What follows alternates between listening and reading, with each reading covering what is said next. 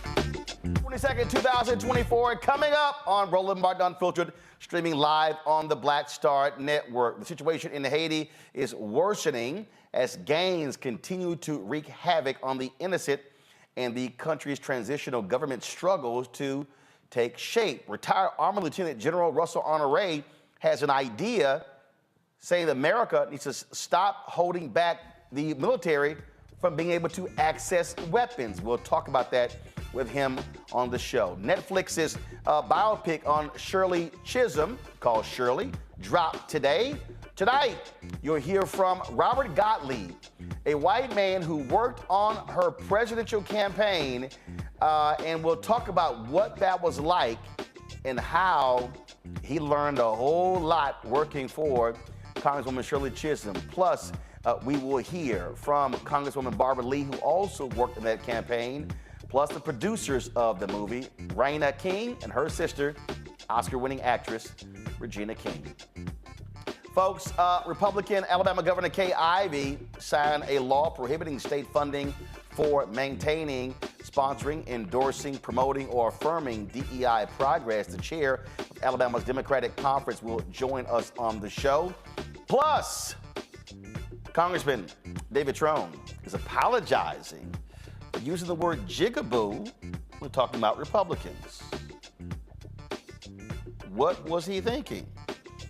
We'll tell you. It's time to bring the funk on Roland Martin Unfiltered on the Black Star Network. Let's go. He's got it. Whatever the miss, he's on it. Whatever it is, he's got the scoop, the fact, the find. And when it breaks, he's right on time and it's rolling. Best believe he's knowing. Putting it down from sports to news to politics. With entertainment just for kicks, he's rolling. It's on go, roll, roll, y'all. It's Roland Martin, yeah. Rolling with Roland now. He's funk, he's fresh, he's real, the best, you know he's Roland Martin.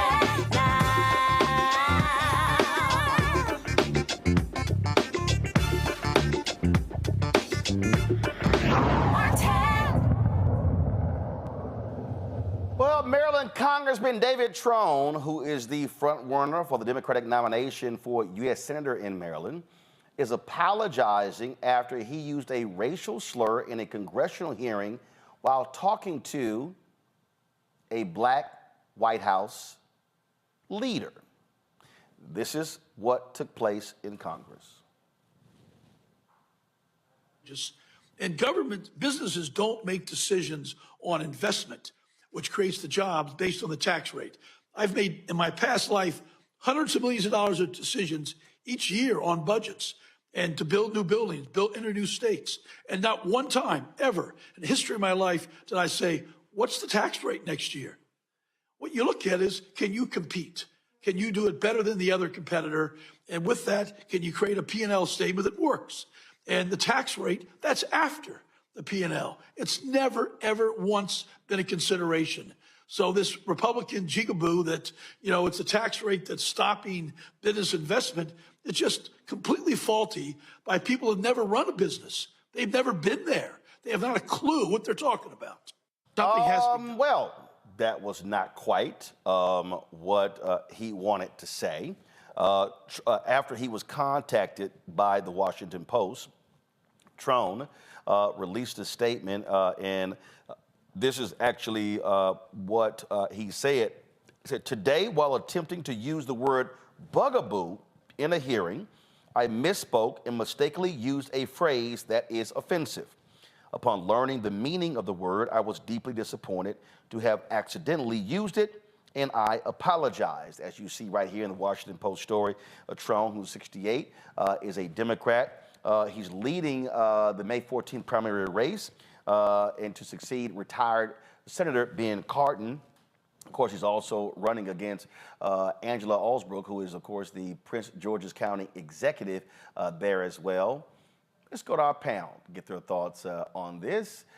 Joining us from Corpus Christi, attorney Matt Manning. Glad to have Matt on tonight's show. Joining us from Detroit, Motor City, we've got Michael. Michael joins us, of course, African History Network, Michael Imhotep, African History Network show coming from Detroit. See, we allow Sigmas on the show.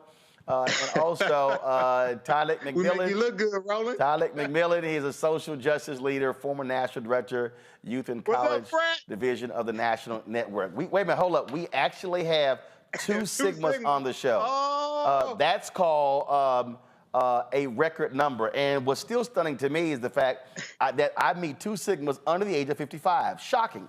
All right, let's get right into this here. Let's get right into this here. Matt, I'll start with you, and that is, he said he meant to use bugaboo, not jigaboo. Immediately apologizes. Just your thoughts. It's stupid. It's a poor choice of words, but without any further intent for it to be specifically harmful to someone. I think it is an unfortunate faux pas. I think he and his team handled it correctly, made the immediate apology, and recognized that he didn't know the meaning of the word. Now, I'll tell you, I don't know that any 68-year-old white man in America does not know what jigaboo means. That's hard for me to believe. However, I can imagine that when you're speaking on something like this and you mix two words up, that kind of thing happens. So, I mean, without any further evidence to show that he was trying to be harmful, trying to slip something in, I think it was an unfortunate turn of phrase, and I think he apologized, and I think we move on from that. Obviously, Tyler, he was talking to Shalonda Young, who was over the Office of Management and Budget for the Biden-Harris administration. And so that further compounded this. Plus, you have this Democratic primary where you have a sizable black population, voting population in Maryland, running against, he's competing against a prominent African-American executive. That's also why this has gotten a lot of attention. Yeah, exactly. And I think, as we're looking at his campaign videos that has been posted, throughout the area, they're painting him out to be this racial justice warrior. And so for someone to be a racial justice warrior, I think he should be more mindful of the words that's coming out of his mouth. And as was stated before, I don't understand at his age, at 68 years old, that he would not understand the context and the meaning of that word. But I think it was bizarre. But I don't, looking at the context of it, I don't see that he used it in a racial slur. But I think someone his age and someone who says to be a person shoulder to shoulder in this fight for racial and economic justice, he should know the meaning of the word in itself. And, Michael, I always say all the time that, when words come out of your mouth, first of all, you then go, where did certain words come from? For instance, I can't even tell you the possibility of jigaboo even coming out of my mouth It's not even the words that Exactly. So, you know, Roland, I think what happened was maybe he was around some Gen Xers and they would listen to Destiny's Child Bugaboo. All right. Or he was watching Spike Lee's School Days. School Days. That's my next. So then he was watching School Days, right? And he has Jungle Fever, maybe, right? And he was watching School Days and he heard Jigaboo. Okay. So then he throws that out and he gets the two terms mixed up. But this is, you know, I don't understand how he doesn't know what the term jigaboo means. It's a derogatory term, you know, for African Americans decades ago. But it's good that his spokespeople put out. Well, it's good he put out a statement saying he misspoke. But I don't understand how you screw up the two terms. I don't call people jigaboos, and I'm black. So I don't even know how something like that pops out unless it was in the first place. So, you know, we'll see what happens with this. But, you know, it's good they put out a statement, but this is not the type of mistake that you want to make. Look, I don't even use the N word, so that doesn't even come out because I don't use it. So we'll see if this has any impact on this May 14th primary. All right, folks, hold tight 1 second. We come back. We'll talk Haiti. Retired General Russel Honoré says there's something America can do to help Haitians. But the question is, will they actually do it? We'll discuss that next with him right here on Roland Martin Unfiltered on the Black Star Network.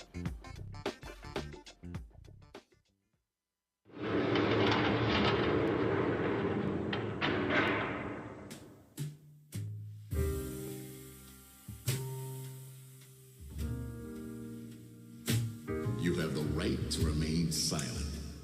Anything you say can and will be used against you in a court of law. You have the right to an attorney, and if you cannot afford an attorney, one will be appointed for you.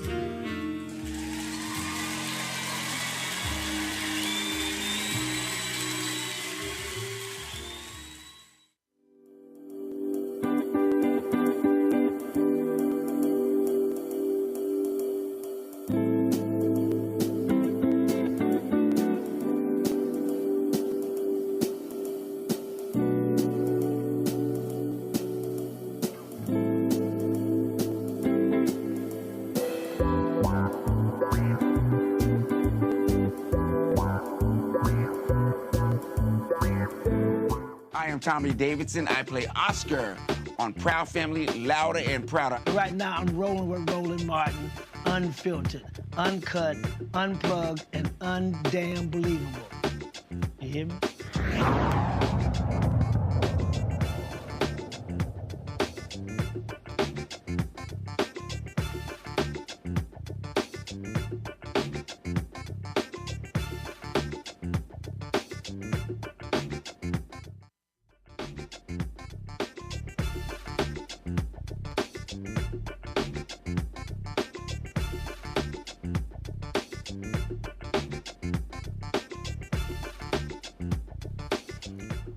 The situation in Haiti is getting worse day by day. The country's transitional government is struggling to take shape, and the island's powerful gains continue to make advances in the capital, Port-au-Prince. Almost half of Haiti's people are struggling to feed themselves, and several areas are literally close to famine. Security is an issue. Well, retired Army Lieutenant General Russel Honoré, many of us remember him for his work after Hurricane Katrina, joins us right now.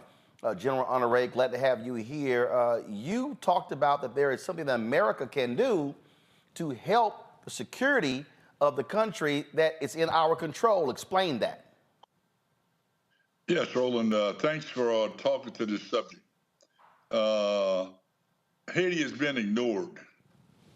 Not just this administration with the wars in Gaza and Ukraine going on and the ongoing election, but the entire mainstream media has been slow to report on what's happening in Haiti. Many times I think people get Haiti fatigue because going back to, and most of us can remember back to the earthquake, Haiti has never fully recovered. For instance, the United States has had 4 different ambassadors in Haiti in the last 4 years, and currently operating with a chargé d'affaires. Haiti has not been a priority of the State Department. Before it was Gaza and Ukraine, it was Afghanistan and Iraq. Haiti has never been a priority, and it shows.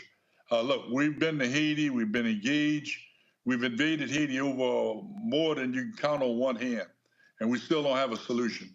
We can't do something, Roland, by number one, we think the President of the United States needs to address the people of Haiti to build confidence that we're going to do it different this time. We're going to use the people of Haiti to come up with their own plan, Haiti, led by Haitians, supported by the U.S. and the other international community. That's what needs to happen. We need the president to address this himself straight up right now. Well, and what you have is you have Republicans who are, let me know if we lost a general there.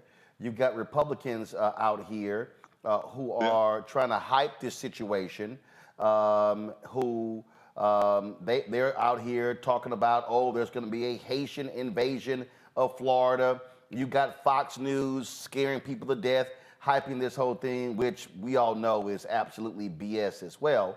And so that's really part of the issue. You talked about the need for a ambassador to Haiti. That has actually happened. Go right here to my. If you go right here to my, what's going to happen is you go to my iPad. Check this out. This was just last week. I mean, U.S. Senate confirms Biden nominee Hankins to be ambassador to Haiti, and that is Dennis Hankins, a career diplomat. And again, this is the first ambassador they've had in Haiti for 2.5 years. He was confirmed in an 89-to-1 vote. He previously was ambassador to Mali and Guinea. And so, but one of the things that you talked about was that the United States controls weapons for the Haitian military and police. Explain that to people who don't understand. Yeah, you're not going to believe this, Roland, but the Congress passed a rule that they would not supply weapons to the Haitian army and the Haitian police. Nothing but pistols. That's when we tried to provide some armored vehicles last year to the Haitian government. They had to come from Canada, and the United States flew them in because we got a rule in Congress that we will not arm the Haitian army. That is ridiculous. It's was probably done after repeated coups happening in Haiti out of an emotional response. But Haiti needs an army to protect itself and to back up the police. Democracy has not worked well in Haiti. Haiti's had several opportunities to make it work, but outside influence and greed has destroyed the democratic process, and the people that suffer are the poor people of Haiti. We need a rule change in the Congress supported by the White House. This is why the president needs to come out and explain to the American people what the hell's going on in Haiti and why is it so hard to get something there, because most of the people in Haiti are reluctant of us to send the Marines in again, like they were there for almost 10 years at one time, and they had the blue hat helmet UN soldiers there for over 10 years, and nothing improved. We need a plan, Haiti. Right now, the CARICOM, the Caribbean nations, have put forth 8 or 9 people. Most of them are from one political party, the Montana Party, who was sponsored by Representative Maxine Waters and the old Aristide regime. The people of Haiti will not accept this proposed solution, and the Congress need to approve weapons going to the Haitian army and the Haitian police. To your point, Haitians to solve this. To your point, go to my iPad. This was an article Jacqueline Charles, the award-winning Caribbean correspondent for the Miami Herald, wrote September 2023. While international community is divided on the Haiti military, support for an army grows. In her article, it says there's one solution that Washington is not prepared to support: using the Haitian army. A State Department spokesperson told the Miami Herald that while the United States remains deeply concerned by the ongoing lawlessness associated with armed gangs and supports a Haitian-led solution, quote, the U.S. government is statutorily prohibited from providing assistance to the armed forces of Haiti. And so they go on to say that Haiti's modern-day military, created by U.S. Marines after 1915 American occupation, evolved into the army that became known as perpetrators of coups and some of the worst human rights abuses in the hemisphere. Now, today, the article says that Haiti has about 1,500 soldiers, but as you articulated, the article says they have no assault tanks, no armored vehicles, no combat helicopters, or even high-powered rifles, and lack any ability to confront gangs.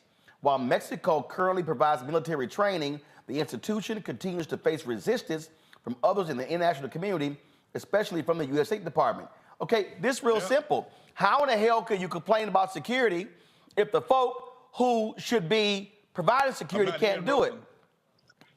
Can you hear me? I'm not hearing Roland. Can you hear me? Yeah, I got you, Roland. Yeah, what's crazy is how in the hell can we talk about security if the people who's supposed to be providing security can't provide security and the gangs are overwhelming them because they got better weapons? Hello, this is the Western Hemisphere. We're supposed to be the boss here.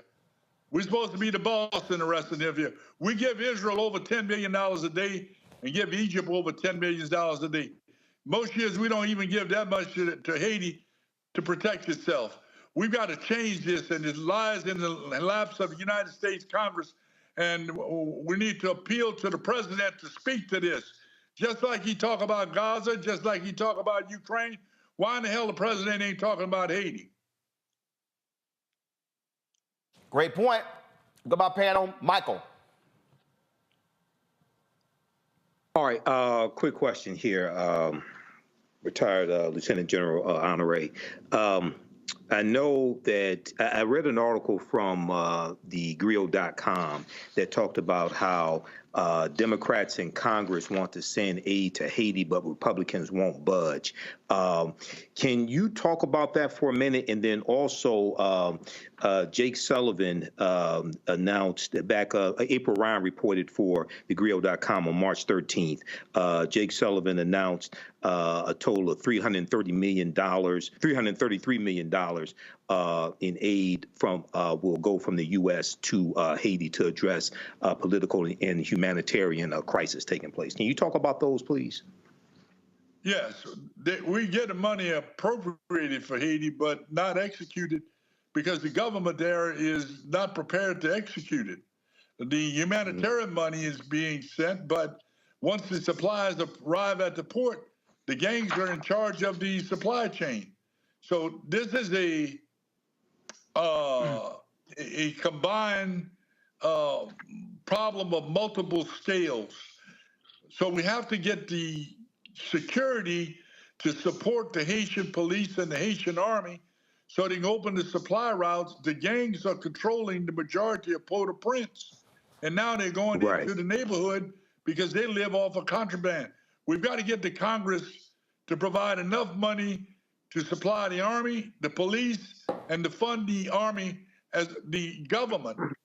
This is the Western Hemisphere. We give Israel over $10 million a day, and nobody say a damn thing about it every day. But here's the thing. Here's the thing, General. Look, you're a military man. First of all, look, I've never served in the military, but there's some basic stuff you know. First, you have to get control of the ground. That's first. I don't care if we're talking about your house or we're talking about a country. That requires security. Once security gets control of the ground, then leadership then can make their decisions. Otherwise, they running around scared to death because they're scared that the gangs are going to kidnap them, take them out. So the United States can talk all we want to. They can issue press releases, but you have to establish security. You just said it, the supply lines. Security must take back the roads, must take back the port, must take back the the airport. This ain't rocket science. It's really military 101. Let me tell you something, Roland. If we had one Taliban or Russian in Haiti, we would have invaded it already. America is focused on terrorists in the Middle East and from Russia. They don't give a damn about what's happening in Haiti. And it's time that the White House and the Congress change that attitude, and we provide the assets that the Haitian government, as such as it is, as well as the army and the police, the supplies and the equipment and the training and the CIA operatives to go in there and start taking the damn gang leaders out. That's what needs to happen.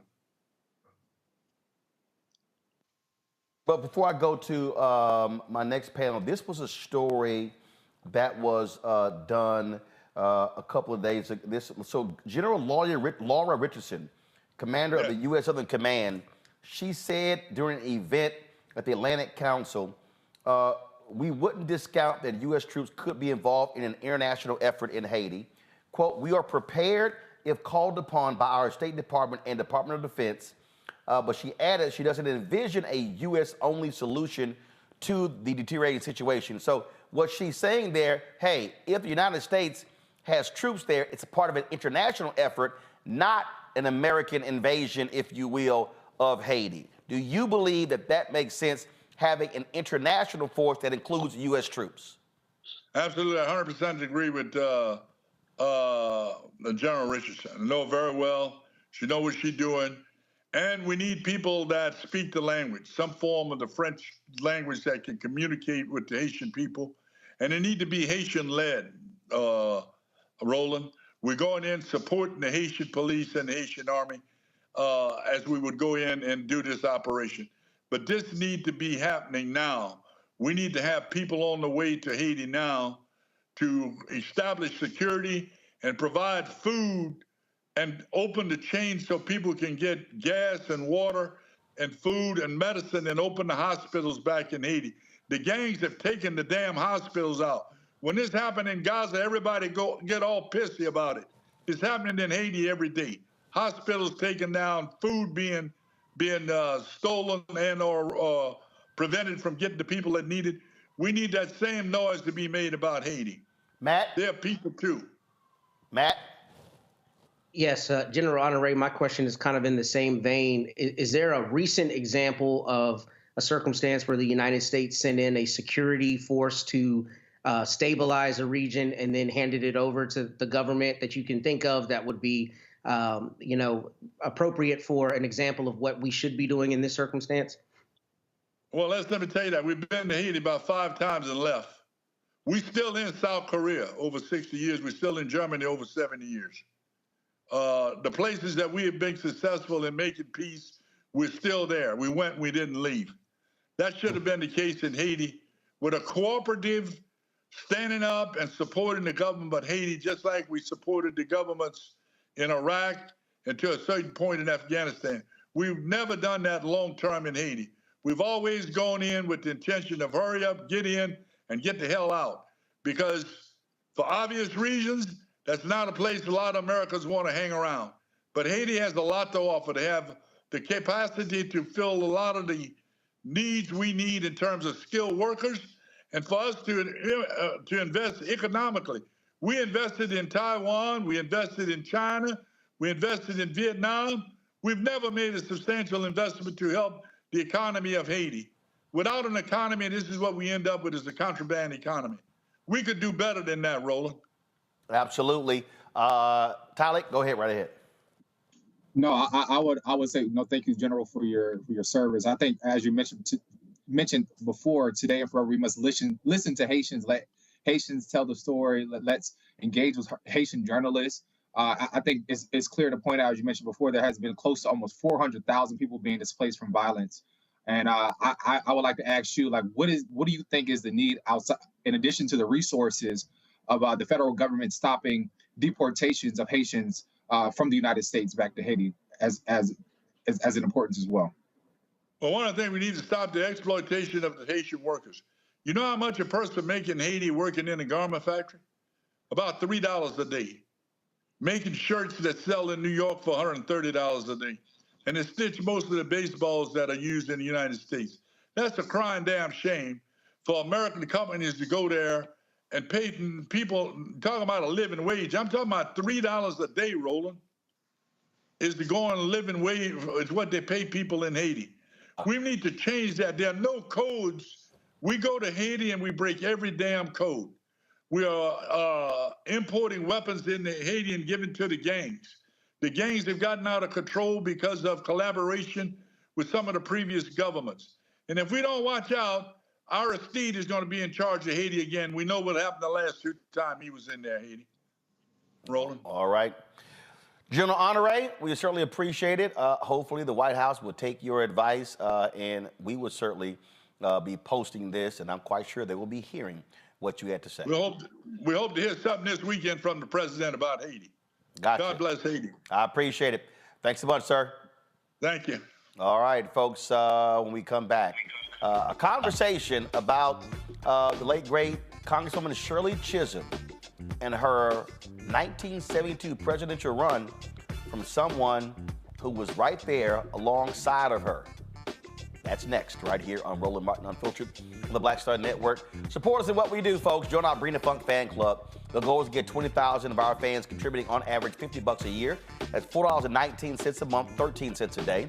You can send your check and money order to P.O. Box 57196, Washington, D.C., 20037-0196.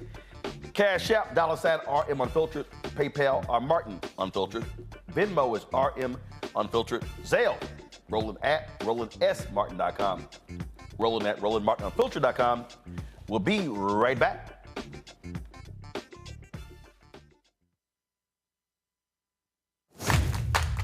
I have something I want to tell you. I am running for president. Of the United States? Holy. I'm paving the road for a lot of other people looking like me to get elected. Brooklyn's first black representative. You're about to make history. You want to be president? You ain't no man. Maybe we should find your mother. All you got is your one vote. You sound just like every other politician. Do I look like every other politician? Truly, you can't win. And why can't I win? I have an opportunity to make a difference. This isn't a campaign. It's a joke. The only thing anybody's gonna remember is that there were a bunch of black folks who made fools of themselves. See too much suffering. And I don't know how to not try. We're living it proud. I don't think I'm special. I just want to remind people what's possible.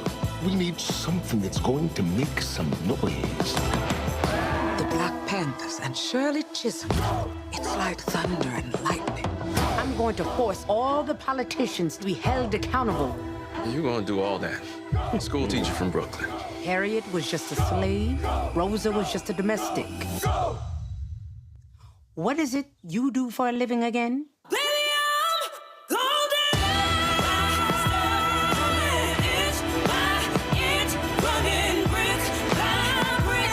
The people of America are watching us.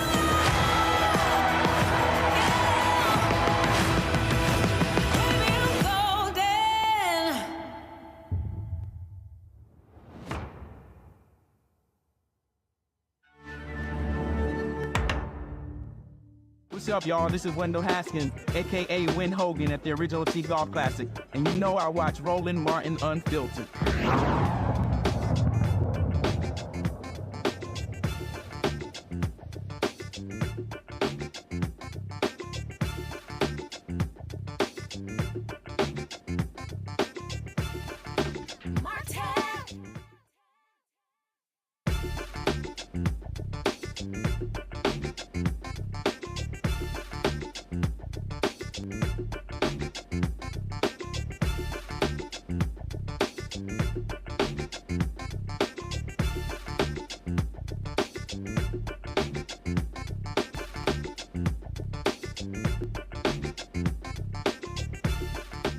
1972, Congresswoman Shirley Chisholm, who was only 3 years in Congress, she decided, you know what, I'm gonna run for president of the United States.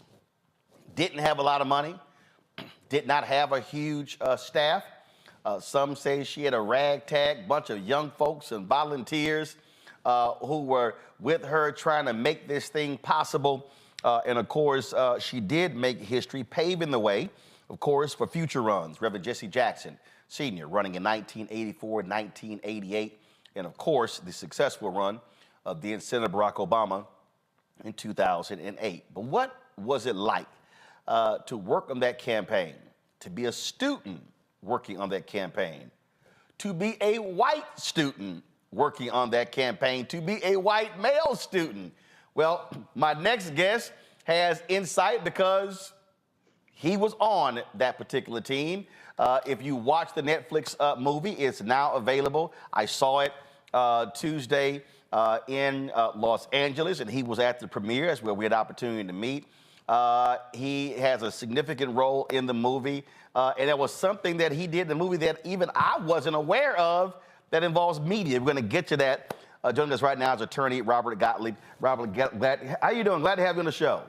Roland, it's good to see you. Thank you very much. So first and foremost, before we get talk about the campaign, just initially, just your thoughts on this story finally getting the big screen treatment. There was a documentary that was done on Shirley Chisholm that I covered that a few years ago, but this is different. This is a movie done on her, starring Regina King, directed by John Ridley. Roland, it has been surreal beyond belief. It's been too long. We're talking about a brave, courageous woman who had the guts as a black woman to run for president of the United States, the audacity of that woman. And it's taken really all these years for Mrs. C, as I called her, to receive the attention that she deserved, not only as an historic story. This isn't just to teach people the history. It's to ignite people. She always said she wanted to be a catalyst for change. She wanted to be the person that lit a fire, but lit a fire within the process, not to throw the bombs, not just rhetoric. She went inside, she knew the game, she played the game, but she never lost her sense of speaking out for what she believed was right, consistent with the Constitution, what America and what America's promise has always been. The movie serves to get that message across, and hopefully, if there's one person who's touched by her and her message, who goes out there and continues the good fight, then it's all been worthwhile. I mean, this campaign was touted. Here's this black woman running, so the African-American part, the female part. So here you, a white guy, a student who got a scholarship to work in her office, and here you're in college, and she goes, yep, come work on my campaign. And you're like, I got class. Well, no, but you didn't include the second line. I said, I have to call the university, and I have to call my parents. and I have to tell you, that's true. That's true. I was part of that ragtag young group that felt that she represented the very best and the promise. You have to remember the times we're in. We're going through real hatred in the country back then. There was the racial divide. You had the Black Panther Party. You had the civil rights. You had the killings. Martin Luther King in '68, Robert Kennedy in '68. You had and the fires and the riots. So you had a real racial divide. You had the anti-war, the Vietnam War battle going on.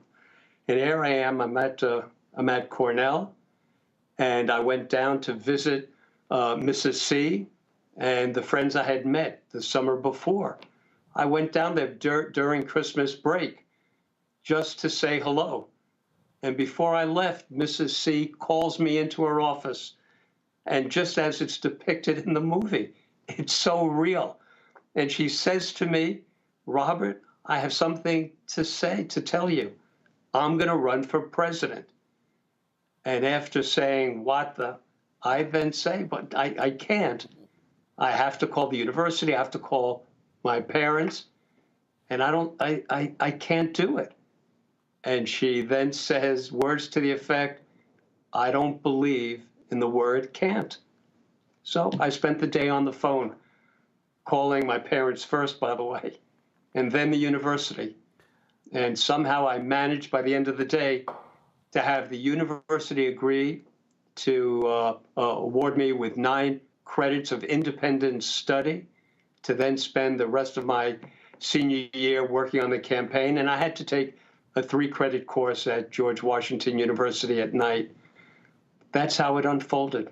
So first of all, what was that conversation like with your parents when you said, "Hey, yeah, I'm a drop out of school. I'm gonna go work on this black woman's campaign"? Listen, I called my parents knowing exactly how they were going to react, and it was go get them. There was no question. There was no debate. And I didn't call them for their permission. I called them because they were my parents, and I wanted them to know the important news. So all of a sudden this campaign starts, and she makes this announcement. And again, y'all starting off don't have money.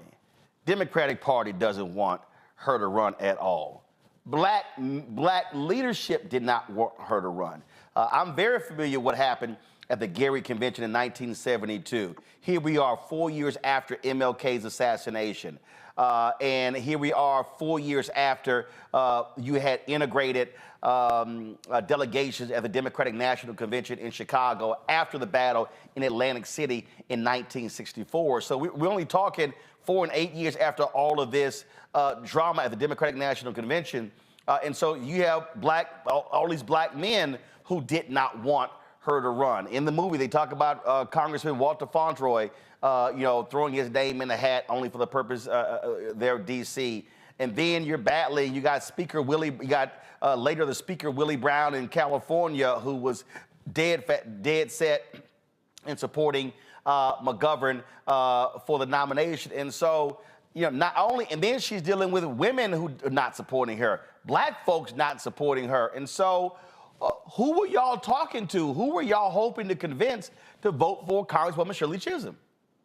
Listen, my focus was on students, but anyone working on this campaign knew damn well we would talk to anybody who would listen. We knew she was not going to be elected president, but we didn't treat the campaign as if she wasn't going to be elected president. We believed in her message. We believed that she was the right person. So we would speak to anybody. We would try to raise money. You described how it was at the beginning. No support from the Democratic Party, no money. Well, guess what? By the end of the campaign, nothing changed. The only thing that changed, frankly, is that the people who we thought would serve as the core group, and that meant the feminists, that meant the white women, that meant black politicians, people who professed to really stand for the need to have more blacks in Congress, in the Senate, in all walks of public life, whether they be a woman and a man or a man. The truth is, the men only could tolerate another man. So the biggest obstacle that I became aware of, really as a novice, was that the people who you would have expected to serve as her core, they all disappeared. And I don't care whether it's Betty Friedan, whether it's Gloria Steinem, whether it's any of the members of the Black Caucus. By and large, they may have professed the right message of support, but at the end of the day, they were not there.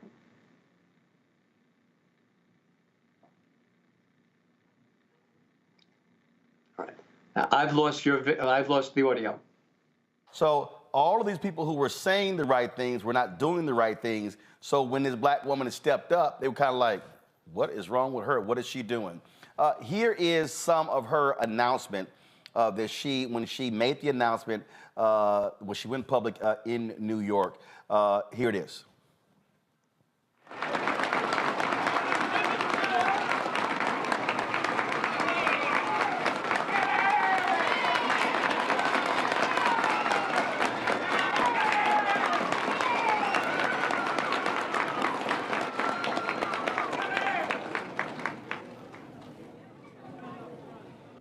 I stand before you today as a candidate for the Democratic nomination for the presidency of the United States of America.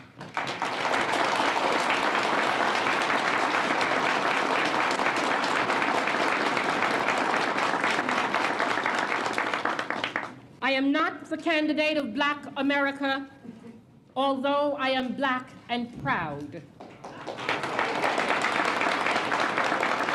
I am not the candidate of the women's movement of this country, although I am a woman, and I'm equally proud of that.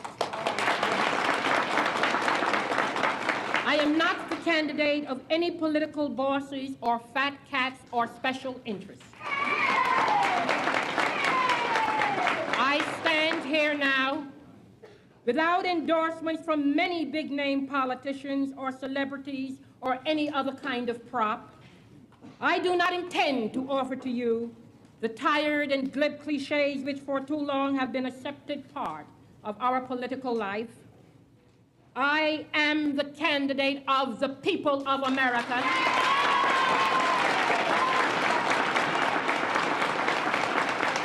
Fellow Americans, we have looked in vain to the Nixon administration for the courage, the spirit, the character, and the words to lift us, to bring out the best in us, to rekindle in each of us our faith in the American dream.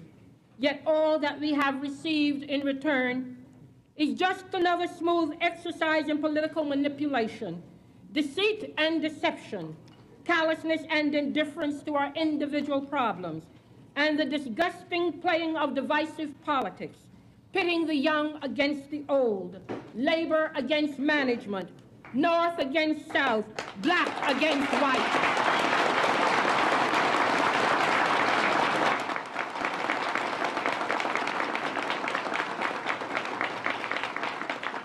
The abiding concern of this administration has been one of political expediency rather than the needs of man's nature. The president has broken his promises to us and has therefore lost his claim to our trust and confidence in him. I cannot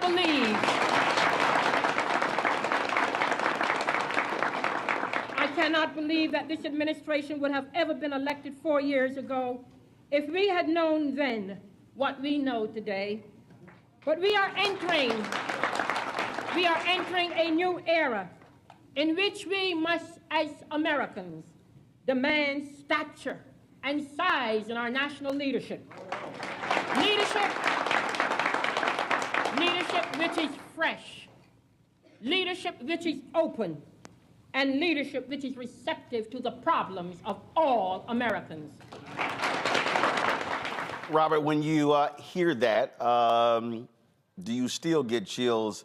And is her voice sort of ringing in your ear with all the conversations that y'all had? The answer is yes.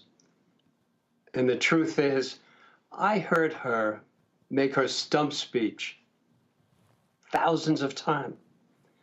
And every time I heard it, it had the same effect on me. She was so real and so right. Every time I heard the same damn words, I would walk away and say, it's affecting me as much today as 2 months ago. And listening to that again, all you have to realize, when you talk about the importance of this movie, think about it. It sounded like she was talking to an audience today about the realities of politics today. When she says we've entered a new era, that was aspirational. She was hoping we entered a new era. The truth is, what we're living through in this nation needs 1,000 Shirley Chisholms. That same battle that she set out to wage needs to be waged today. So it has an effect, but again, it's not only of nostalgia. It affects me in the same way as it did then. And anyone, we always felt, quite frankly, Roland, that if she can get in front personally of millions of people, she would have been elected. I'm gonna go to a break, and I want to talk about that because you were involved in something that actually made history. And again, I'm watching the movie, and I go, wow, I didn't know that. So we're gonna go to a break. We're gonna talk about that history-making role that you played when it came to the courts and the FCC that allowed America to hear the voice of Congresswoman Shirley Chisholm in a broad way. That's next, folks. We're talking to Robert Gottlieb, an attorney in New York. He worked on the presidential campaign of Congresswoman Shirley Chisholm in 1972. We're going to talk about that. My panel going to have their questions, Robert, when we come back as well. Folks, right now, you can watch Shirley, starring Regina King, on Netflix. It is available now. We'll be right back. Roland Martin Unfiltered on the Black Star Network.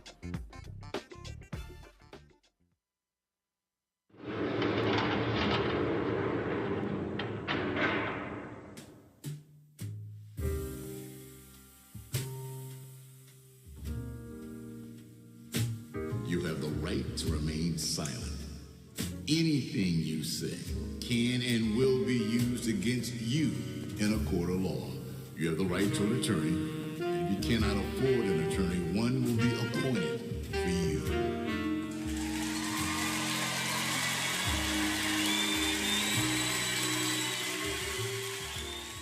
Next on the Black Table with me, Greg Carr, the Tuskegee Institute, now university, forever linked to the infamous and despicable syphilis experiments done on the poor rural farmers in Alabama and the Tuskegee Airmen, the famous heroes of World War II. But its history is about so much more. In his new book, The Tuskegee Student Uprising, author Brian Jones reveals a largely untold history, rich in radical activism and reform. Suddenly the students are meeting these folks whose lifestyle is very different from theirs, very rural, but they're seeing them lose family members. People in their family disappear. How Tuskegee became an epicenter for Black power. An amazing history lesson on the Black Table, right here on the Black Star Network. My name is Lena Charles, and I'm from Opelousas, Louisiana. Yes, that is Zydeco capital of the world. My name is Margaret Chappelle. I'm from Dallas, Texas, representing the Urban Trivia Game. It's me, Sherry Shepherd, and you know what you watch. Roland Martin on Unfiltered.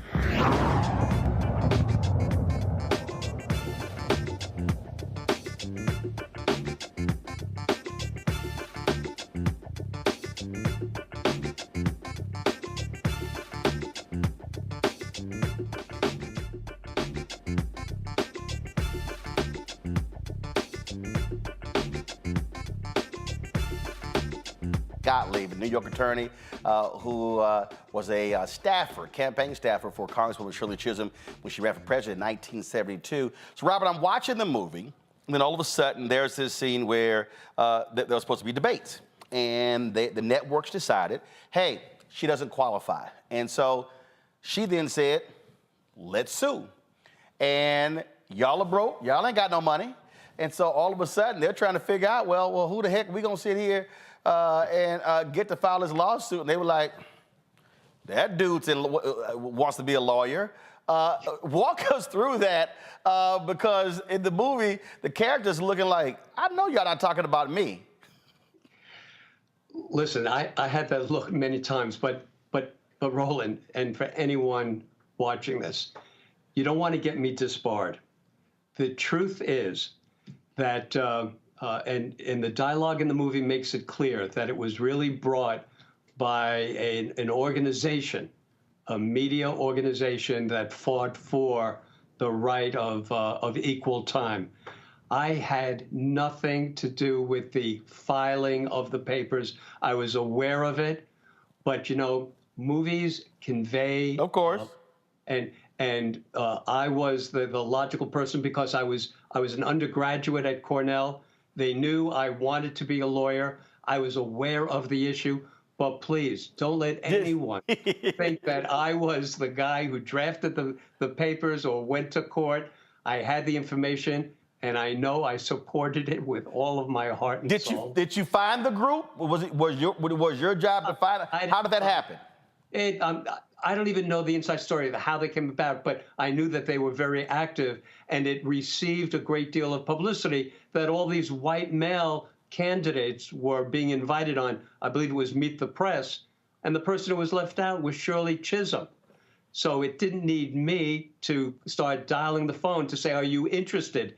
I guarantee you the calls started coming in unsolicited by organizations that were willing to fight the good fight. So they literally sue the networks, and the FCC rules you must provide equal time, and that's how she was able to get national media attention.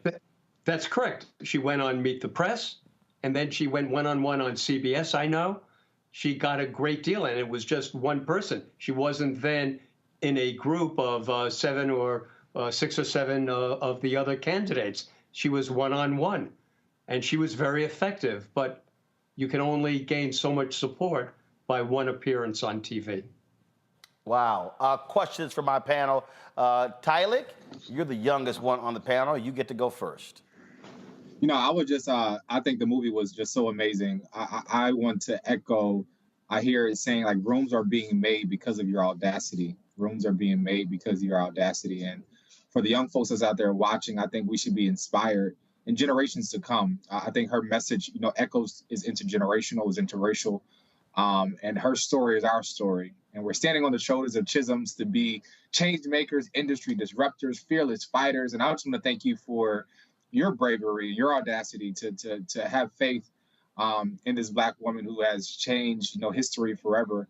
You're a part of history. I'm grateful to have listened to this conversation and be a part of this. And I just want to say, what would your message be? What do you think Shirley Chisholm's message would be to young folks these days, especially as we're looking at, you know, this election season, and folks who are just, you know, very complacent and who don't want to be a part of, you know, politics or government or, you know, to be civically engaged. What do you think the message of Shirley Chisholm would be today to those young folks? Her message today, and by the way, let me just say this first. I really thank you for commending me. But I have to tell you, I don't really deserve that. And I'm not just saying that out of some false sense of modesty. It was so natural. It was an opportunity to work for somebody who had the right message, which I'll then talk about in a second. And I didn't think at the time that I was doing anything special. I thought she was doing something special, and that's why I wanted to work with her. But at the time, it didn't take bravery on my part. It didn't take courage on my part any more than it would take courage to march in Washington against the Vietnam War or to support the Black students at Cornell when they insisted on an African American studies program. We did what we had to do in order to implement what we believed this country was supposed to stand for.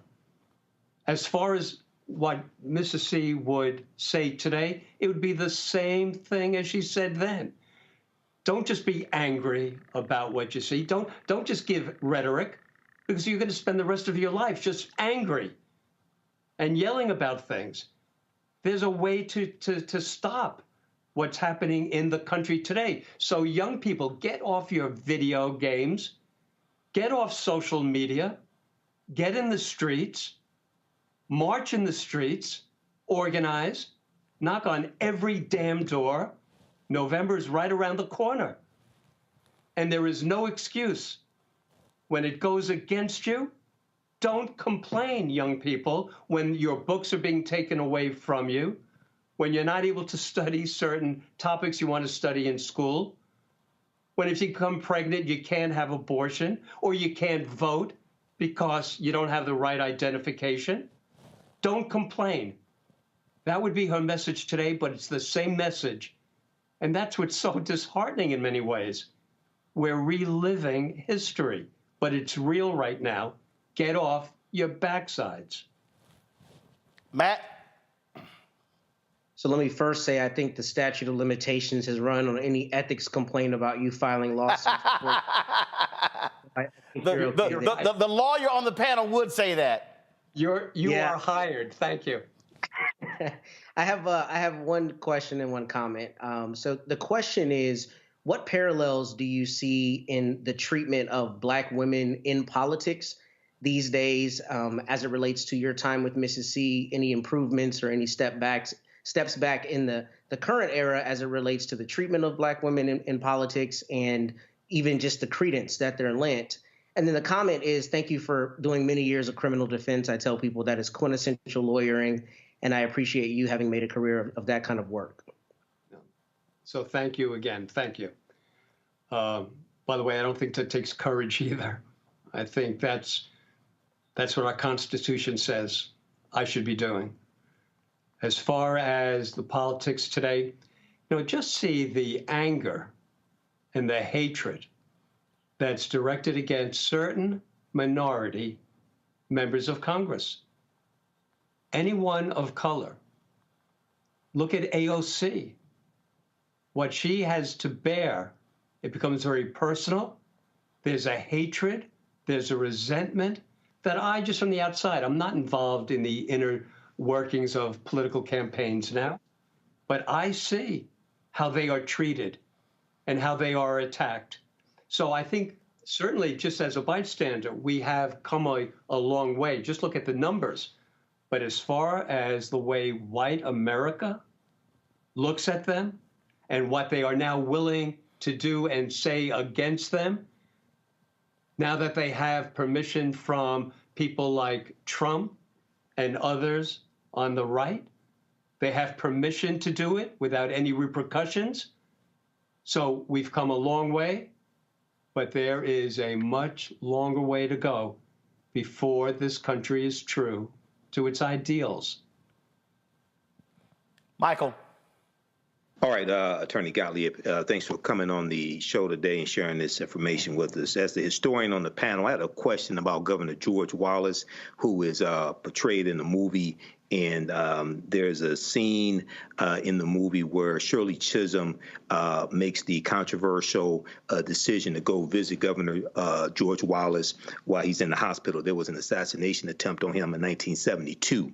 And he never forgot her showing kindness to him.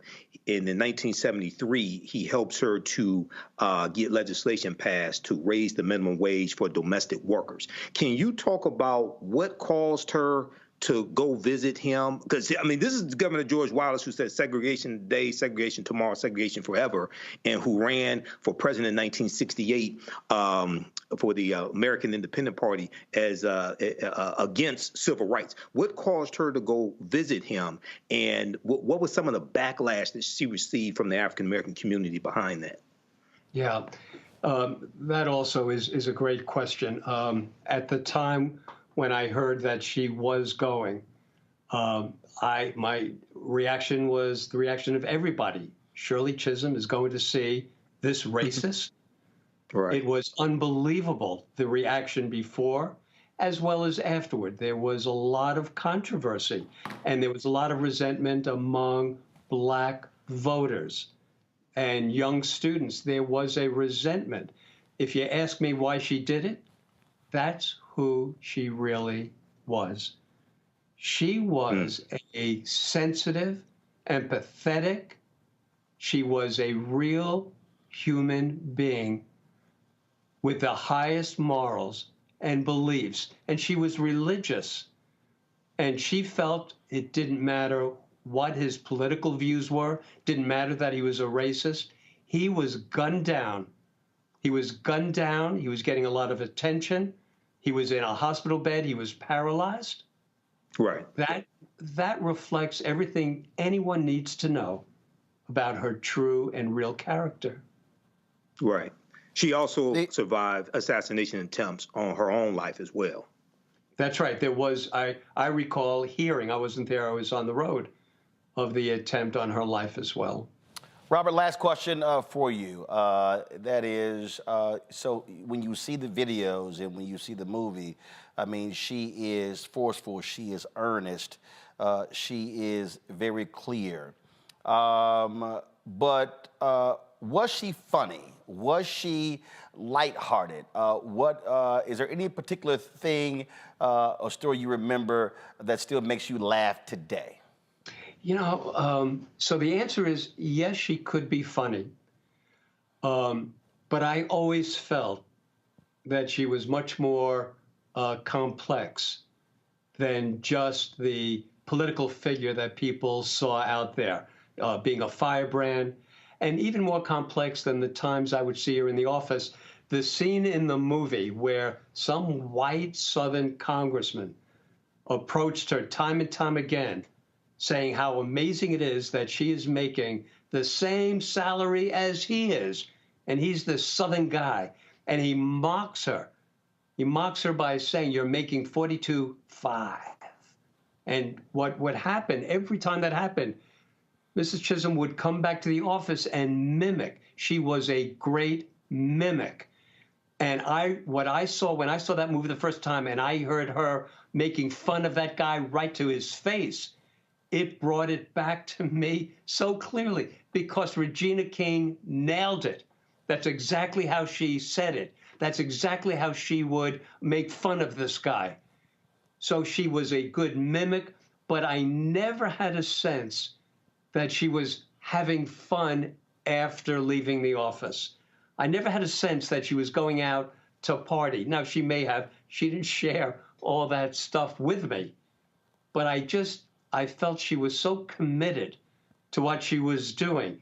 While she was in the office, she certainly had times of being funny or telling a funny story. But that was so overshadowed by her real persona, which was standing up for what's right. But what people should have to understand is that she knew how to play the game. So she, in committee meetings, and I attended some of those committee meetings when I was a summer intern, she went to committee meetings with Wilbur Mills, other Southern members of Congress who until then had never seen a black woman, certainly in political office. And she managed to work with them. And that was a lesson which I know had an impact on me. Even the people who you personally detest, if they have the power, she understood how to wield her power by getting some incremental change. It was important for her to accomplish that. And she did accomplish it in many ways. Well, I think that this movie is so needed. And I'll be honest, I'm a native of Houston. And obviously, for me growing up, we all knew about Congresswoman Barbara Jordan. And I think if you ask a lot of people in this country who was the first black woman in Congress, they actually might say Barbara Jordan. So in many ways, Congresswoman Shirley Chisholm was overshadowed all of these years by the oratory of Congresswoman Jordan. She was on the Watergate panel, but the reality is the first black woman in Congress in American history was Congresswoman Shirley Chisholm. Robert, final thoughts. I appreciate that you invited me. I really do. It's good seeing you again. And I think her message that you're getting out there and that the movie will get out there, it's worth everything, certainly, I've ever done. And she can really have a major impact as we move forward. Well, absolutely. Robert Gottlieb, I appreciate it. Thank you for joining us and appreciate your insight into the late, great Congresswoman Shirley Chisholm. Thank you, Roland. Thanks a lot.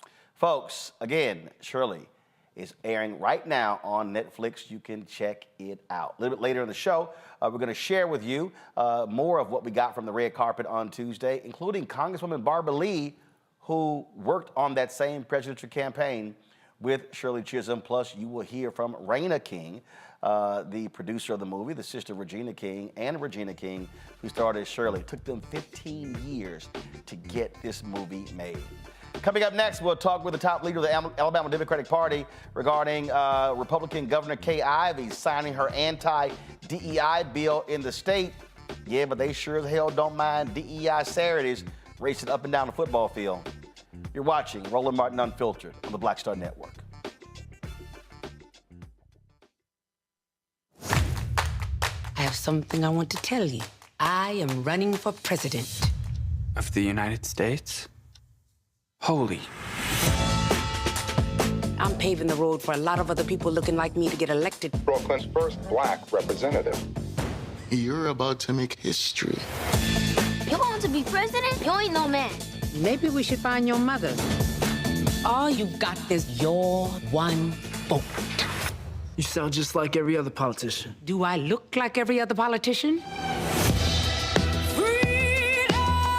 Truly, you can't win. And why can't I win? I have an opportunity to make a difference. This isn't a campaign. It's a joke.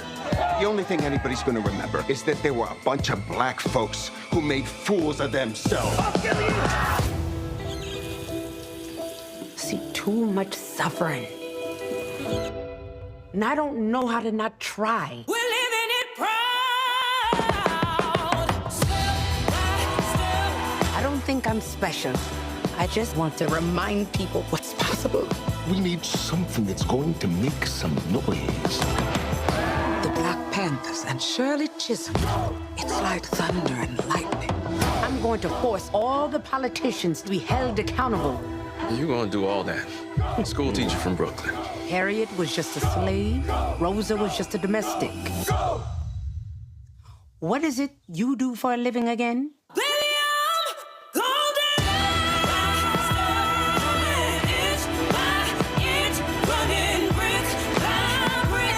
The people of America are watching us.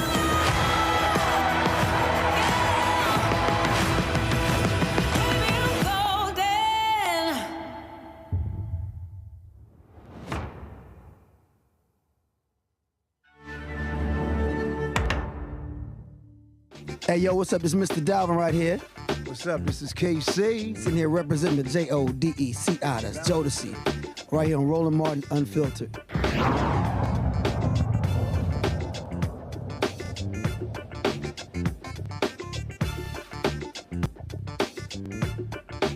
Well, the white Republicans in Alabama have done like those in Florida and other states by outlawing DEI. Alabama Governor Kay Ivey signed the bill that, again, prohibits any money at state institutions for being used for DEI programs. The bill passed the Senate, which prohibits public entities such as schools and universities from promoting diversity, equity, and inclusion programs. The law says schools cannot fund initiatives that teach concepts that any individual should accept, acknowledge, affirm, or assent to a sense of guilt, complicity, or a need to apologize on the basis of his or her race, color, religion, sex, ethnicity, or national origin.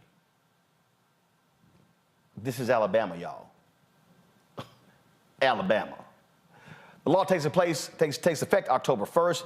Joining us now is Joe Reed, chair of the Alabama Democratic Conference, vice chair of minority affairs for the Alabama Democratic Party. Joe, glad to have you here. I said going in the break, these white Republicans in Florida, Alabama, Texas, and all these other states, they damn sure don't mind DEI on Saturday afternoons. Yes. Sometimes you see them cheering, you would never think that they had the other part, this racism in their hearts. And the tragedy about all of this is that this state needs so much. It's so far behind. And there are good people in this state, blacks and whites. But somehow the political leadership has always come forward with the worst possible ideas that really reflects on this state. It's bad. And I don't know, I've been around a long, long time. And it strikes me that the legislature of Alabama is one of the most anti-consumer legislatures in the country. ever see the legislature come up with anything that's good, that's try to help people, or try to help this state, move this state from the back of the line on every conceivable issue that is good. Alabama, just if it's bad, we rush to it. We fight for last place. And it's so tragic. And it's tragic that our leadership in this state has not done anything that will try to help move this state forward. And what has happened is that these folk don't want, they know they're forebearers, they know they are, and are still wrong, so they want to hide it. So they fix it so you can't talk about it. But hell, people are going to talk about it anyway. That ad bill has passed it out to worth the paper is written on, because nobody's going to pay any attention to it. I know I'm not. I know there are other people who are not going to do it. And I just don't see why it is, and it really bothers you, because, I live in it every day. And it just bothers you that you never see the leaders of this state come forward with good things for the people of Alabama. So we keep embracing mediocrity.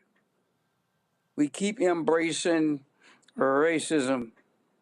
But I thank you for having me on this program. Well, but here's the deal, though, Joe. I mean, look, I called this years ago. My book is called White Fear, How the Browning of America is Making White Folks Lose Their Minds. And what you see, the attacks on critical race theory, the attacks on affirmative action, the attack on woke, they want to brand everything as woke. This is the latest deal. And so what this is about power. It's about, and this is what I've been saying, the reason this thing is escalating as quickly as it is. After the death of George Floyd, that movement, that was the first black-led movement in American history that a majority of Americans supported. It was the first time in history. And what scared these white folks was they saw young white people pissed off, protesting. The massive protests all around the world wasn't just black folks. They saw white kids angry and upset. And these white folks said, oh, hell no, we cannot have these young white folks learning about true American history. That's why they hate the 1619 Project. That's why they don't want certain books to be read, because they are scared to death of younger white folks learning the real story of American history, not that BS that we were all taught. And they said, no, we got to put a stop to this quickly. Otherwise, we going to lose control of this whole thing forever. That's what Alabama is doing. That's what Florida, DeSantis is doing, and Abbott in Texas, and Lee in Tennessee, and on and on and on. You said it so much better than I. You said it so much better than many others. And that is, and if there's a real hope, it is in the young people, in particular white young people, because there are some changes. You mentioned earlier about the guy running a touchdown on the football field. Well, people applaud those guys. People will say they're not so bad after all. And I cracked a joke a while back. I went before a group to talk, and I said, I really feel sorry because I don't see the white boys playing football. And it was a joke. But my point I was trying to make was that Alabama, George Water stood in the schoolhouse door. All over the South, Ross Barnett did what he was going to do, took Kennedy to bring out the truth of that. So Orville Forbes in Arkansas, and also the man with the axe handler over in Georgia. And I say that because all of that noise and all of that fear and all of that hate was really pushed out and played with and talked about And now those same schools got 60 or 70% of the black football players on their teams. And those students are going to school together. As they're in college together. They're doing everything together. And you're so right. That's the thing that they really don't want to happen. They want to keep us divided by disliking or hating each other, as opposed to really sitting down at the table of brotherhood and sisterhood. That's the big challenge, and they don't want that to happen. But they can burn books, they can prohibit books, they can do everything negative about books. It is not going to stop the progress that young people are insisting on, and already they are raising questions about the slavery and why and how can you justify it? How can you bring it about, bring discussions about? They don't want nobody to talk about that. And that's why they are trying their level best. They're trying to level best to stamp it out. But no army is stronger than an idea whose time has come. Well, and the time is here. Well, I certainly hope that some of these athletes and their parents listen to Birmingham Mayor Randall Woodfin and say, we ain't going to Alabama, we're not going to Auburn. And I'm telling you right now, all it takes is 2 or 3. Hell, it just takes 1. And I'm telling you, that if black athletes do what that brother in Mississippi did when he said, I'm not playing football under that state flag with the Confederate emblem, them white folks changed that flag in a heartbeat. If 2 or 3 black athletes say, I am not going to Alabama, I am not going to Florida, I am not going to these schools in Texas because they hate, because of anti-DEI laws, these white legislators will be racing to the floor to change the laws because they know damn well they can't win nothing without black athletes. And they Amen. Joe Reed, we appreciate it. Thank you. Thanks a bunch. I'm gonna go to a quick break, come back with my panel. We're gonna pick up on this. You're watching Roland Martin Unfiltered on the Black Star Network.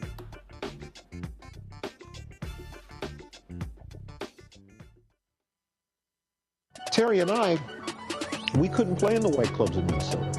It felt like such a, strength through adversity type moment that I think black people just have to go through. We have to figure it out. We make lemons out of lemonade. But there's a reason we rented a ballroom, did our own show, promoted it, got like 1,500 people to come out.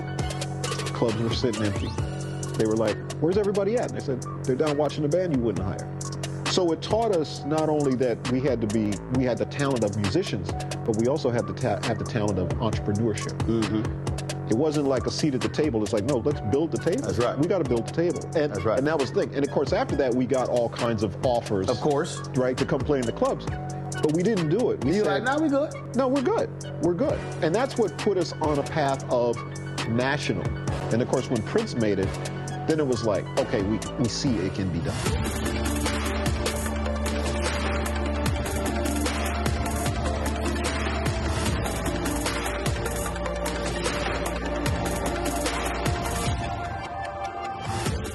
Farquhar, executive producer of Proud Family. Bruce Smith, creator and executive producer of The Proud Family, Louder and Prouder.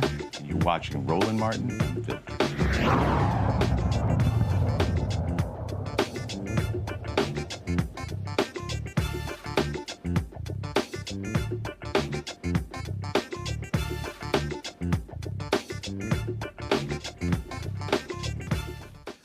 All right, folks, welcome back.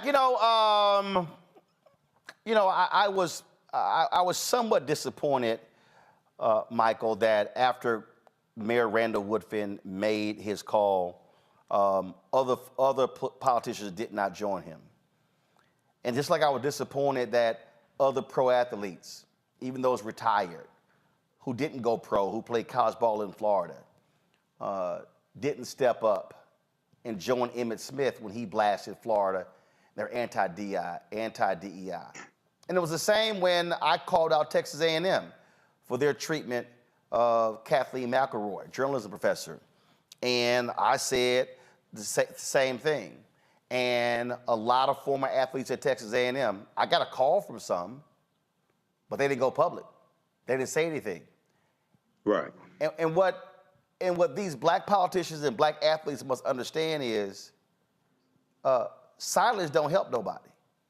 And if more and more black, if some black athletes had said, I'm standing with Emmitt, I agree. And then it builds and builds. Otherwise, it looks like, oh, you said it, nobody responded, whatever. Oh, Mayor Woodfin, oh, it's just you talking, whatever. Y'all good with it, we can just move on. Yeah, Roland, there's so much here, and we see this moving across the country. And this is something really that Donald Trump unleashed going back to September 2020 when he did his executive order banning critical race theory being used in training for federal employees. And we've seen all this explode from there. Yes, other athletes need to step up and boycott. Yes, they need to speak out. Other politicians need to speak out, et cetera. But too many of us are scared and complacent. And I said the same thing back when Colin Kaepernick had his protests as well. I said African Americans need to stop watching the NFL, stop buying jerseys, stop buying tickets in protests. And we understand when we work collectively and leverage our economics to enforce our political agenda, we have a much better chance of winning. So one of the things that I would say that needs to take place in Alabama, if it hasn't already taken place, is one, we saw in Florida, we saw hundreds of black churches started teaching African-American history inside the churches as a rejection of the social studies standards coming from the Florida Department of Education and the Stop Woke Act that Governor Ron DeSantis signed into law. It's called Faith in Florida. It's a whole initiative in Florida. Two, I would say if I was African Americans in Alabama, I would say, okay, Governor Kay Ivey, you're against the divisive concepts being taught. Well, teaching about George Washington in school is divisive because he owned 318 slaves. Teaching about Thomas Jefferson is divisive because he raped Sally Hemings and he owned collectively 600 slaves in his lifetime. Teaching about Andrew Jackson is divisive because he signed the Indian Removal Act of 1830, which forced Native Americans on the Trail of Tears into Oklahoma, and 1/3 of the people with them were African Americans. So I will flip them on them and talk about all these other things that you're teaching that are divisive and attack them that way as well. So we need to fight back. You know, Matt, yesterday, Michael Harrod of The Root said that if you actually take this law, you could literally apply it to football because the NCAA requires DEI programs, and Alabama is an NCAA school. He said, it would be great if somebody actually filed a lawsuit on that behalf. He said, and that would really shake them up. He said, because the NCAA literally requires it. And he said, and this law is counter to that NCAA requirement. I said, sound like a good idea to me. I think that would be brilliant. And it's funny because that's exactly what I wanted to opine on as it relates to this situation in particular. I think what we need to do is clog the courts. I think the law is patently unconstitutional. The fact that they write something as vague as divisive concepts as it relates to race and sex and other things, that doesn't give any rubric for what is considered permissible under the law and what's not permissible under the law. And the same thing happened here in Texas when they passed their anti-DEI laws. So I think what needs to happen is, and I'm hoping somebody walks into my office one day with this exact complaint so I can file the suit. But frankly, what needs to happen is somebody needs to say, look, my children have a right under the 14th Amendment to an equal teaching of not only true history, but their own history. The idea that some contingent of students, a very large contingent of students, will be taught an abridged version of history that applies to them, to me, seems to run afoul of the 14th Amendment and equal protection just per se. And I think the problem is these legislatures have run roughshod over the Constitution, despite being the people who usually crow about it. And when somebody files a lawsuit, I think it would be borne out that these are just not constitutionally written and they don't pass constitutional muster. Now, the obvious problem is when you have conservative courts that are reviewing that, you can't have any hope that the Fifth Circuit, or I guess in this circumstance, the 11th Circuit, is going to do the right thing necessarily in construing the law. But that, to me, seems to be the way to attack this, because these laws are clearly political rhetoric. They are not actually laws that are written well, and they're not laws that provide any permissible basis of what you can do and what you can't do. So I think that's a genius idea, because as you mentioned from the beginning, the reality is nobody has any problem with DEI when it relates to sports, when it relates to anything that they get enjoyment from. But when it comes to something that makes them feel bad, i.e. the true history that shows a history of abuses and injurious actions by white people against black people and people of other races, then it now becomes a problem. And I think that lawsuit would be genius, because it would force them to recognize that you're okay with black people in one context and you have a problem in another context, and that doesn't comport with this idea that you're anti-DEI, particularly if the NCAA, requires that, because you want to see them run down the football field at Tuscaloosa, and this would make it hard for that to happen. Tyler.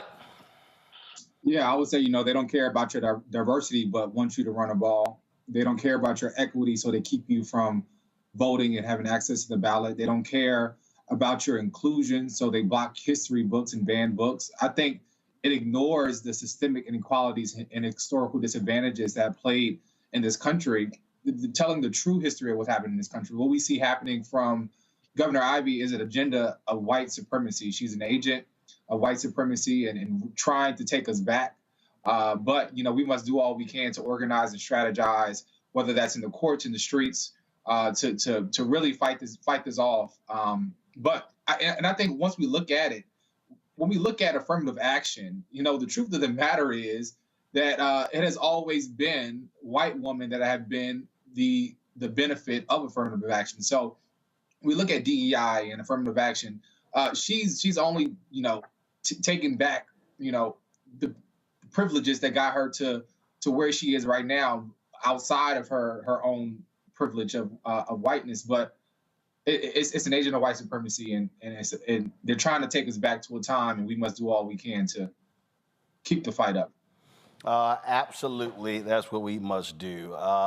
First of all, Michael, Tylik, and Matt, thank you for joining us on today's show. Certainly appreciate it. Thanks a bunch, gentlemen. Folks, when we come back, Congresswoman Barbara Lee from the red carpet of Shirley. We'll also hear from Regina King, talking about how hard it was to get this movie made. You're watching Roland Martin Unfiltered on the Black Star Network. Next on the Black Table with me, Greg Carr, the Tuskegee Institute, now university, forever linked to the infamous and despicable syphilis experiments done on the poor rural farmers in Alabama and the Tuskegee Airmen, the famous heroes of World War II. But its history is about so much more. In his new book, The Tuskegee Student Uprising, author Brian Jones reveals a largely untold history, rich in radical activism and reform. Suddenly the students are meeting these folks whose lifestyle is very different from theirs, very rural, but they're seeing them lose family members. People in their family disappear. How Tuskegee became an epicenter for Black power. An amazing history lesson on the Black Table, right here on the Black Star Network.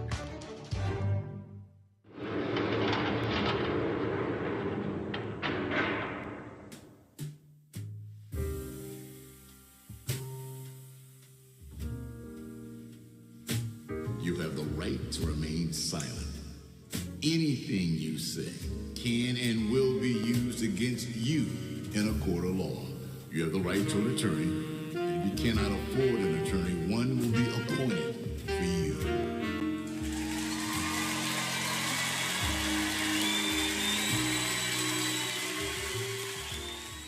Hi, I'm Jo Marie Payton, voice of Sugar Mama on Disney's Louder and Prouder, Disney Plus. And I'm with Roland Martin on Unfiltered.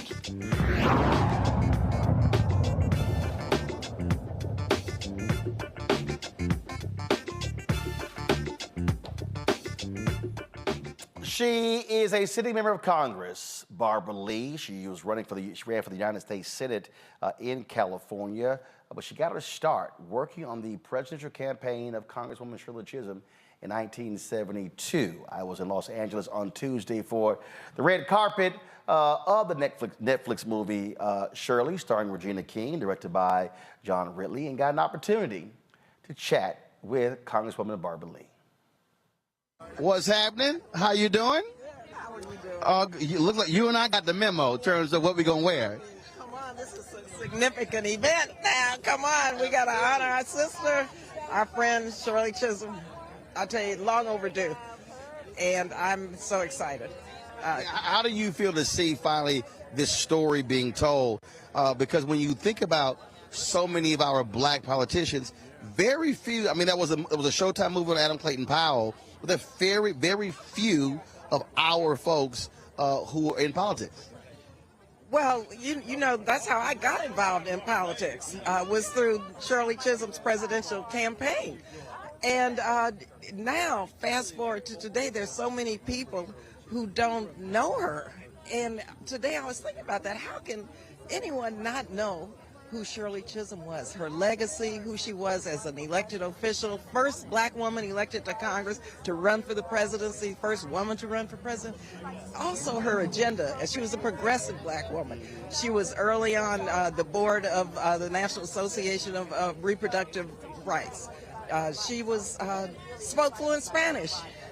You know, she was against the Vietnam War. I mean, this woman was amazing. She was far ahead of her time. And so the timing of this film can't be better timed. Which group? She also was a co-founder of, okay, I keep getting them mixed. There are two groups. There's a Dorothy Height group, National Council of, oh man, what's the group? Council of Black Women, NCNW, National Council. Yeah. I always keep getting confused. But not only those things that she did. Talk about from your perspective, again, seeing her in action. Seeing her in action gave myself a lot of confidence that black women can lead. She was empowering. I mean, she cared about people, and she was very smart, but she always cared about people who she was trying to educate, first of all, about the importance of the political process.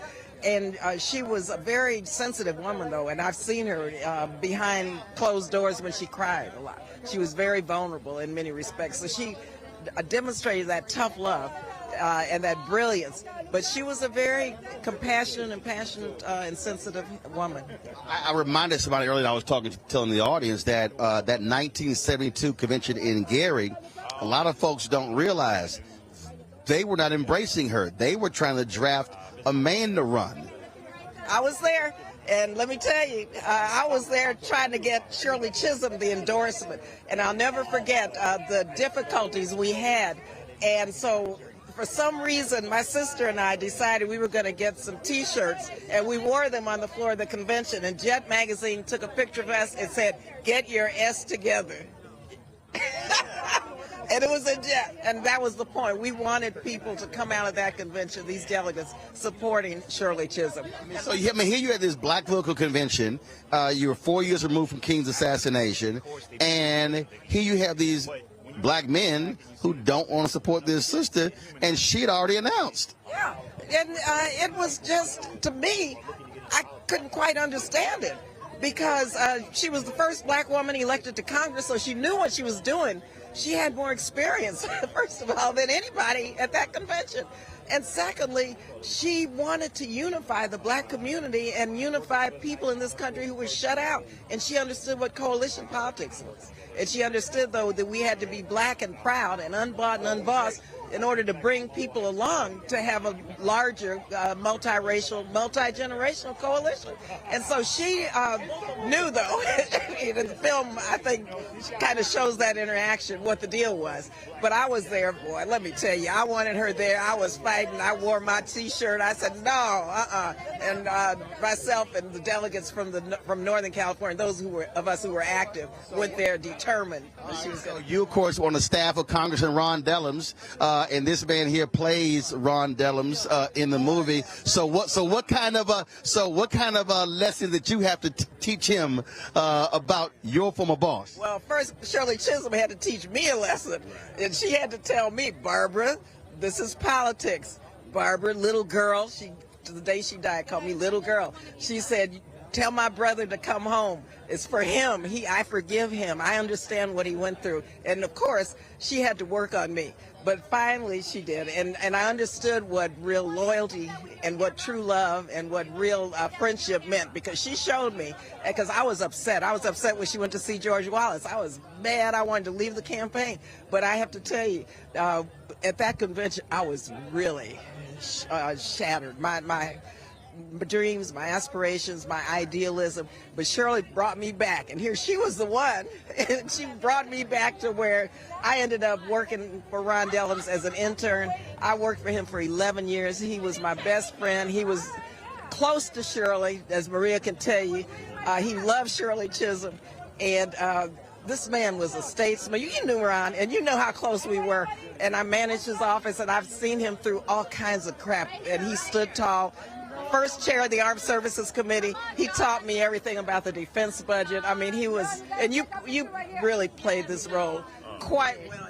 You were Ron in that movie. That's the biggest compliment I can get. I really appreciate that. Really? The only thing is you're not an alpha man like Ron, but see, Ron's my alpha brother, so you know. Now, look, he was an iconic figure. So how did you prepare for that role? Well, I mean, like you said, he was an iconic figure, so there was so much footage to kind of reach from. I started with his book, and then from there, I just started looking up stuff and seeing speeches and videos of his, interviews of his, and I mean, it's a wonderful journey because Ron is an incredible guy. And so to go down that rabbit hole, so to speak, and really like listen to him speak and watch him develop as a speaker over years and years and years, it was like going back to college. He never used a note when Ron spoke. Ron would, and I remember one time he wanted me to represent him at a conference in Mexico, in I think it was Ciudad de Mexico. And I said, no, I can't do that, Ron. I can't represent you and speak at this major conference. I think Angela Davis was there. He said, why not? And he sat me down in his office. He said, look, you know more than what the audience knows. This is what you have to do. This is just how you think about that. He said, and relax. He said, because you know this. And I got down there, and believe you me, his words came back, and he said I did great. Everyone told him that was a wonderful speech I gave, but I was so nervous. I was representing him, first of all, but then giving this speech, because, you know me, I like my little talking points, so I don't ramble and go off script. And he was so brilliant with his oratory skills that I always felt like there was no way I could do that. I want to get your thoughts again on this now being made a story for all to see across the world. I am so humbled and honored right now. It's been a long time coming, and just to have her story told the right way, the most poignant way that can be, I'm so blessed. And it couldn't have come at a better time as this, with all the turmoil our country is in right now. And to have young people to come out and see this, that is my biggest plight, to have young people to come out and see it. So I'm just elated. You know, being her goddaughter, it's a whole new thing. I'm just so happy. This is just the beginning. Final thoughts for you. Go see the movie.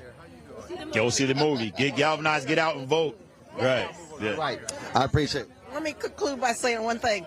I want to just say a couple things about Regina, what an unbelievable, brilliant actress she is. She embodied not only Shirley Chisholm's oratory skills, her accent, her persona, but her spirit. And also, I have to just salute Christina Jackson for me to meet someone playing me, it was like meeting me meeting me. And she did a wonderful job as Barbara Lee in the movie.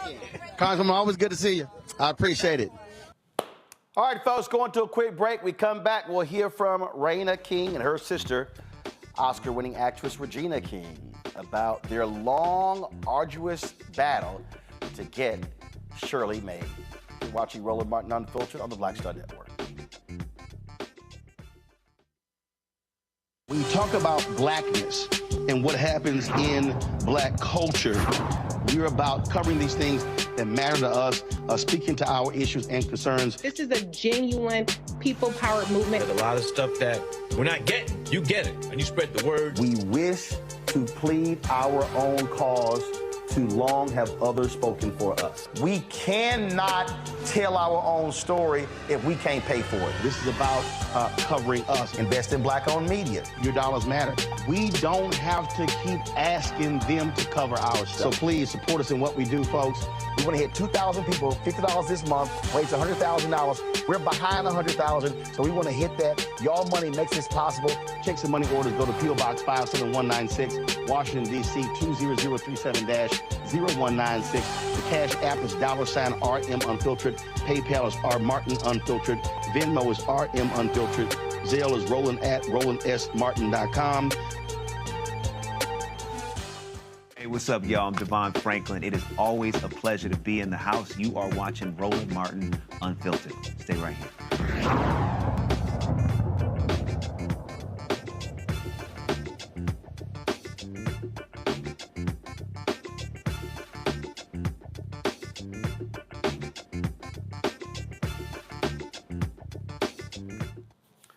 Regina King and her sister Raina King have a production company, folks, and it has taken them 15 years to get this movie about Congresswoman Shirley Chisholm made.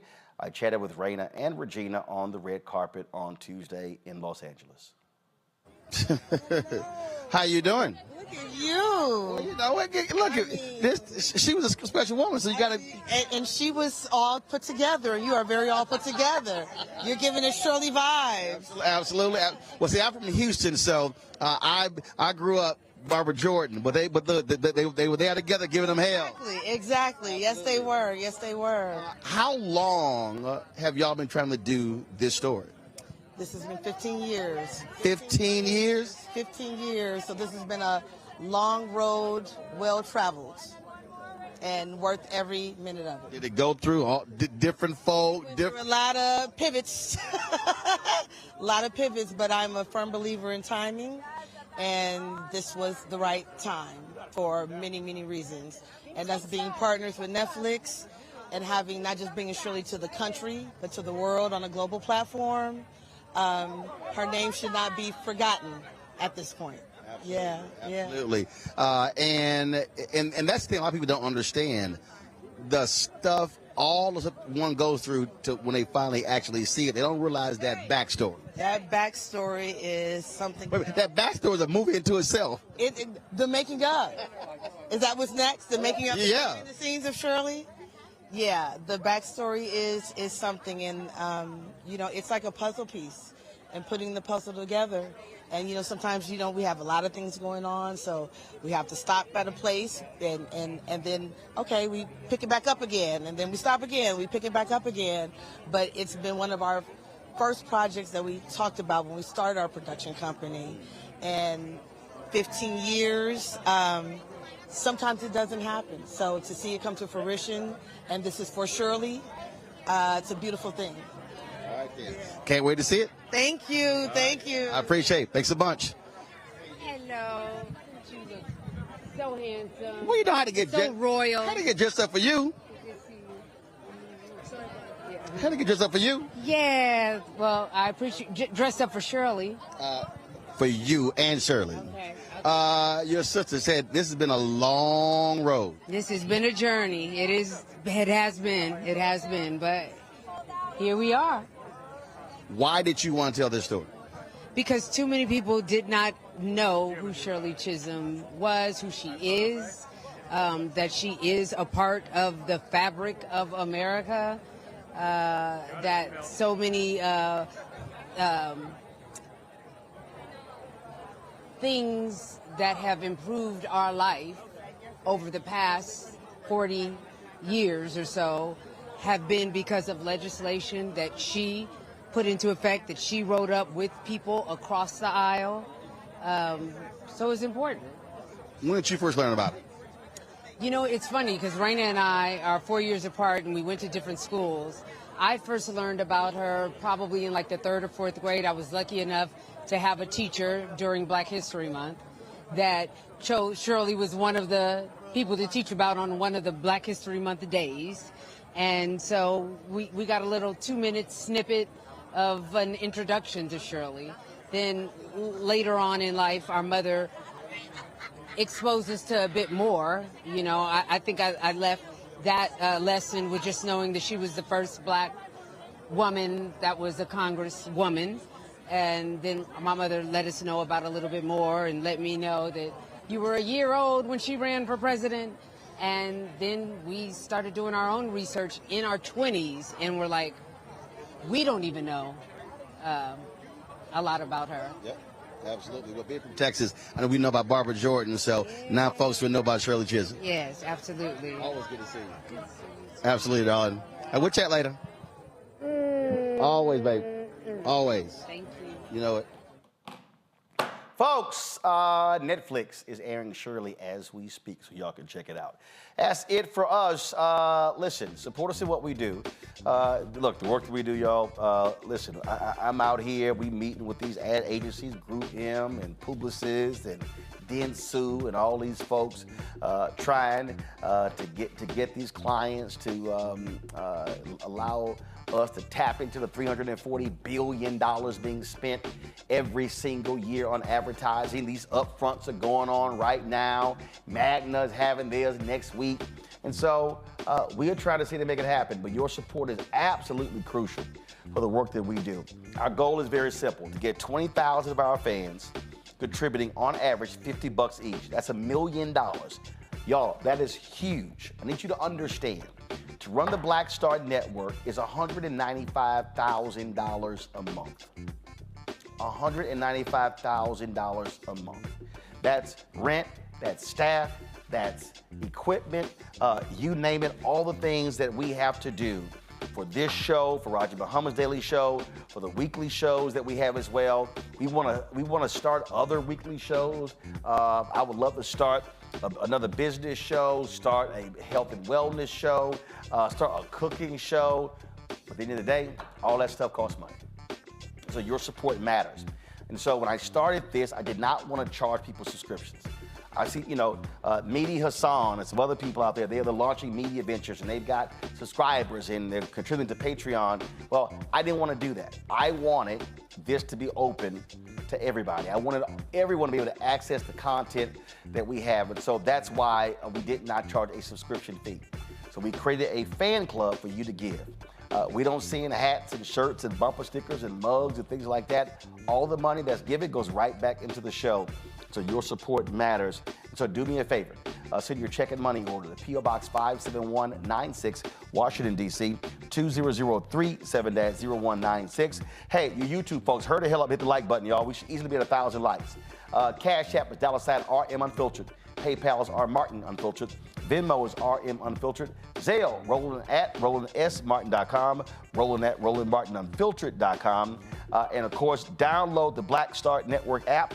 Apple phone, Android phone, Apple TV, Android TV, Roku, Amazon Fire TV, Xbox One, Samsung Smart TV, YouTube. Y'all heard the hell up. It's 133 away from 1,000 likes, okay? A bunch of y'all commenting. Hit the like button, YouTube folks. We should always hit 1,000 likes minimum every single day. So let's get going.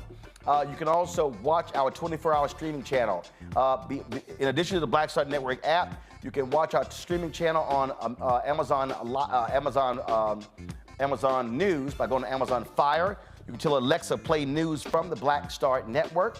You can also watch us on Plex TV, Amazon Freevee, Amazon Prime Video. Also, be sure to get my book, White Fear, How the Browning of America is Making White Folks Lose Their Minds, available at bookstores nationwide. And so let's do this here. Why don't you go start rolling the names of our contributors, and I'm going to sign off when these folks get these likes up to 1,000. They messing around. We had 917, so y'all hurry up. 83 gets us there. Come on, 82. Y'all messing around on YouTube. Y'all been talking and commenting and posting on your comments. We should easily be at 1,000 likes. And so I'm going to sit here until y'all, come on, I'm looking at it right now. I'm looking at it. That counter needs to be moving. It needs to be moving, so y'all come on. 82. 82 people hit the like button, we'll hit 1,000 likes. Understand, the likes plays a role in the algorithm for people to be able to come back and see the videos. That generates revenue for the show. And so a bunch of y'all who are freeloading, y'all can help us out by simply helping us increase our likes with the show. So please do that. Now we had 945. Come on, y'all, it's 55 left. Let's go. I'm gonna keep haranguing y'all till y'all get it. All right, 45 more, let's go. We're at 955. Y'all see the names scrolling here.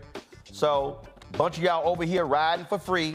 So let's go. Go ahead and give. Go ahead and click the like. Y'all, it's free. It's free. Click, like. That's all it takes. That's all it takes.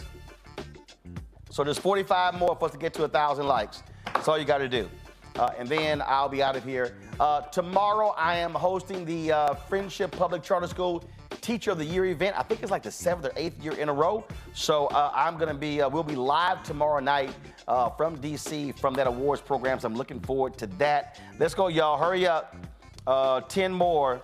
And also, y'all got to tune in on Monday. This black preacher literally said, name one law that Donald Trump signed that goes against the Bible. He dared his congregation. I'm going to answer his ass on Monday. Oh, y'all have got to tune in. I'm going to deal with homeboy. Yeah. Matter of fact, Carol might need to book it. We're going to try to book him on the show. Yeah, Carol, that's what you're going to do. I don't care. Let's see if he come on this show and face me. I'm going to give him more than one law that Donald Trump signed that was against the Bible. Yeah, I got something for you. Deal with it, Carol. It's going to happen. All right, y'all. Holla.